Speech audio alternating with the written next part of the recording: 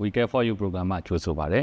ကျွန်တော်ဒီနေ့ We Care for You အဖွဲ့သားများဆိုရင်စာကူရာဆေးရုံမှာရှိတဲ့စနစ်ကြောက်ကအထူးကုဆရာဝန်ကြီး Professor ဦးတန်းရီကိုကျွန်တော်တို့ဒီစီအတွက်ဖိတ်ခေါ်ထားပါတယ်ဆရာမင်္ဂလာပါ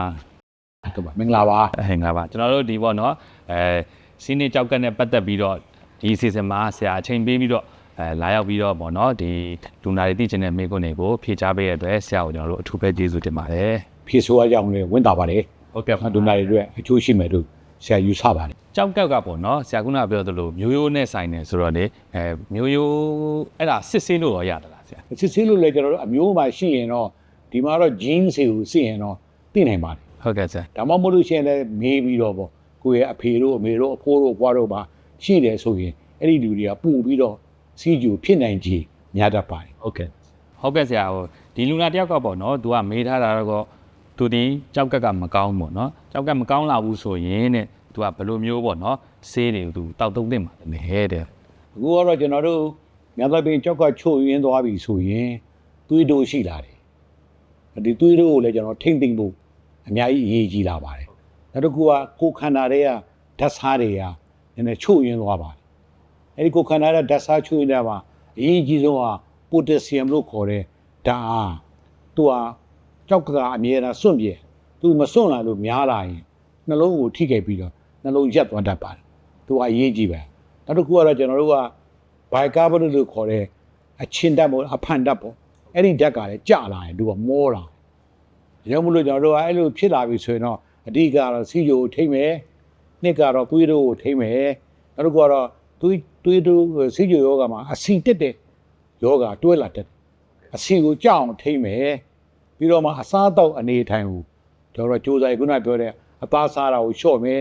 အဆီစားတာကိုလျှော့မယ်အသေးမဲ့ကလီစာတို့ဒီလိုစားရင်ယူရစ်အဆစ်ဆိုတာတက်လာတတ်တယ်ဒါလေးတွေကိုလျှော့မယ်ပြီးတော့မှကျွန်တော်တို့ကခုန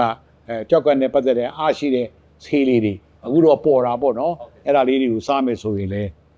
နည်းနည်းတော့ကြောက်ကကိုစက်နဲ့ဆေးသည်အထိကြောက်ကကိုအစားထိုးရတဲ့အထိရောက်ဖို့အတွက်ဟုတ်ကဲ့ဆရာသင်တင်တော့ကာကွယ်မယ်ထင်တာပဲနော်ဟုတ်ကဲ့ပါဆရာကဆေးအကြောင်းပြောတော့လေဆရာကြောက်ကဒီလိုမျိုး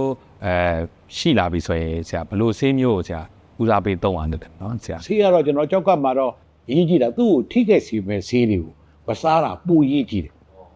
သူ့ကိုအားကောင်းတဲ့ဆေးကတော့ကြောက်ကတော့ရေမှန်မှန်တော့မော်ရကားလိုပေါ့စီလေးမှန်မှန်ထဲကောင်းနေတာแต่သူ့ကိုအနေရပေးမဲ့ဆေးဝါးတွေကိုမစားပြဘူးအတိပဲ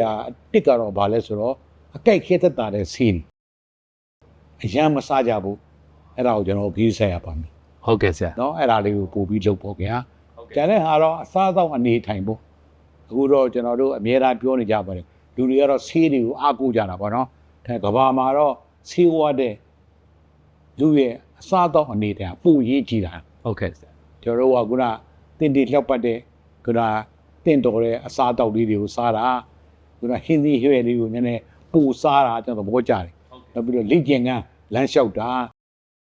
ဒါတွေကိုကျွန်တော်တို့ကလုပ်တင်ပါတယ်ပူဟုတ်ကဲ့ပါဆရာကြီးအခုလိုမျိုးပေါ့နော်ကြောက်ကက်နဲ့ပတ်သက်၍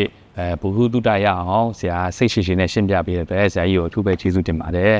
လူတွေလည်းကျွန်တော်ပြောတာအကြောင်းဘုဟုတုတရပြီးတော့စီယိုကိုစင်စင်ချင်းချင်းနေနေကြပြီးတော့အသက်တွေရှိကြမယ်လို့ဆရာဆုတောင်းပါတယ်ဝင်းသာပါတယ်ဟုတ်ကဲ့ပါကျေးဇူးတင်ပါတယ်ဟုတ်ကဲ့ပါ